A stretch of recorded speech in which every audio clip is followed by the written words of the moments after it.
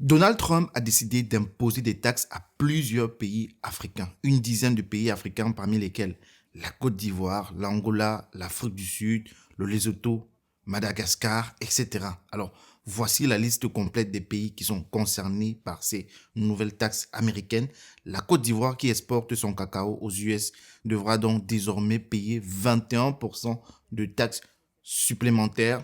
Alors, jusqu'à récemment, la Côte d'Ivoire bénéficiait de l'African Growth and Opportunity Act, AGOA, un programme qui permettait à certains pays africains d'exporter des produits sur le marché américain tout simplement sans frais de douane. Donc désormais, ce n'est tout simplement plus possible. Alors bien que ce soit les multinationales européennes qui gèrent le cacao de la Côte d'Ivoire, on pense notamment à Barry Colboat, le groupe suisse qui a réalisé en 2019 296,6 milliards de francs CFA sur le cacao ivoirien ou d'autres groupes encore occidentaux comme Cargill et Nestlé. Mais cependant, les plus grandes victimes en fait de cette nouvelle taxe américaine seront les producteurs locaux qui vendent leurs fèves aux grandes entreprises via tout simplement les coopératives locales. Alors, contrairement à l'Union européenne ou à la Chine qui ont rapidement condamné ces taxes et évoqué des représailles symétriques, les pays africains, compte tenu de tout simplement leur poids économique extrêmement faible face aux États-Unis, ne peuvent qu'encaisser ce violent coup